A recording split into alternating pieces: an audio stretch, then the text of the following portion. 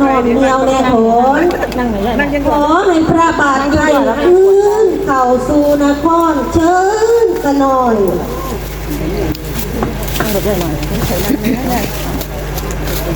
เจ้ามึงเอ้ยยามาตีทะเลงเว้าเฮาทั้งสองมันคนถอยพวกไผ่น้อยสร้างข่อยบ่อยากเห็นตั้งแต่ข้าวก่อนนั้นผ้ากันไล่เฮาหนีว่าเป็นคนอับปีพ่อว่าดีพ่อเฮาหนีมาแล้วก็ยังตามมาไล่คาดบ้านไล่เทื่อนี้ข่อยสิบรีอยู่ไสน้ำใจดีกะตามเอิญย่ามสร้างเฮาผัดขับไล่หนีเฮานี่เมื่อบ่ได้มูญาติโมเจ้าไล่หนีไปพากันเมื่อซะ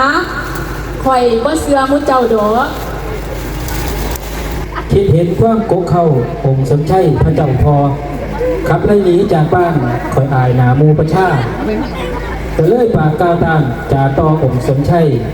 ว่าสมเด็จพระบิดาจงค่อยฟังคำนี้จำได้พอเข้าขับข่อยหนีจากเมืองไปอยู่ป่าสร้างบ่คิดว่าข่อยสิไปส้นดูใสเมื่อนี้เมื่อคิดได้สีเอื่นเตาขึ้นเมื่อแสนสีผ้าที่จ่าบ่เสือเลยความเบาให้เจ้าเมื่อสาองค์พระสนชัยพระเจ้าภูพระเวทคนตัวสร้างสีเน่าข่างดูปลาลิ่งนี่แล้วพอเรียนเป็นอะไรแต่ตัวเพื่อนน้ำพรที่ลูกหลาไปที่กับสิบแม่ที่แม่น้ำพรในปัญญาลูกหลาเอาแม่พุทธดีเจ้าที่ว่าจังไหนโอ้กระดูกผมดูเท้าลูกก็เนี่ยต้องห้ามถือเสด็จทีมองทางสวกับลูกบ้างเด้อโอ้ยหล่าเอ้ยพระเดชสันดรที่พ่อกับแม่มันจะฝัดไปผ่าบัญชาละเอาบาดไถ่ขุนมาเชิญลูกกับป้ากับป้าก้อนบุกขึ้นว่าน้ำพอน้ำแม่จะลูกหลาที่เมื่อน้ำพอที่แม่จะมาเข้าที่เนี่ยน้ำแม่บอแม่จะถอดได้หลายเลยลูกที่เนี่ยจะมาเข้าเนาะเป็นไรเข้าออกจากเมือง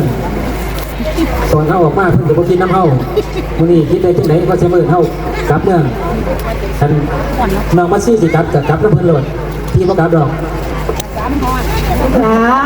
เฮ็ดผ้าอะไรบ้าตูแม่แบบกระพองเราไปถือซาดอกกระไพ่ไห้เนาะเพราะว่าพ่อกับแม่จะถอดลูกหลายบางทีพ่อกับแม่มาช่วยลูกกลับยอดกับพ่อกับแม่จะนอนลูกหลานเนาะพระเดชสันดรมาที่เนี่ยบอกมาที่เนี่ยน้ำยาบอเสด็จยาว่าจังสันดีค่ะขึ้นหอลูกไส้กับลูกไผ่ตีแอนจะถอดหลานน้ำทันลูกไส้กับลูกสะใภ้ว่กับหลานกันหาชาลี่คุณยาสิว่าจังไหนค่ะพระเวทเจ้าหน้าที่บอกกลับน้ำพอน้ำแม่ลูกหลานกับบอกกลับยาจะสิตายเท่านั้นแล้วยาบรรลุบรรลุน้ำเดือดยาจะสิตายจะดีแล้ว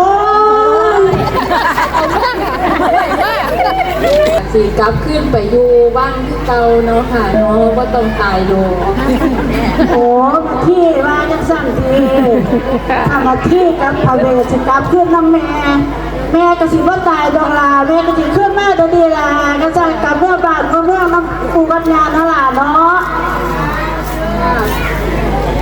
พี่พระเวสสันดรกับหลานทั้งสองกับสิเขาว่างน้ำเสด็จยากับเสด็จปูคือเก่านั่นแหละค่ะฮะเก่าเอากระจังจันพี่น้องเพื่อนเฮากับใช่โย่ท่านแล้วนอพระเวทเจ้าหน้าที่จะกลับอยู่นะคะพระเวทเจ้าหน้าที่กลับจ้า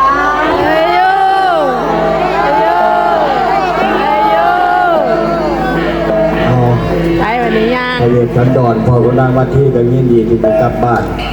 กลับเมืองในที่ต่อไป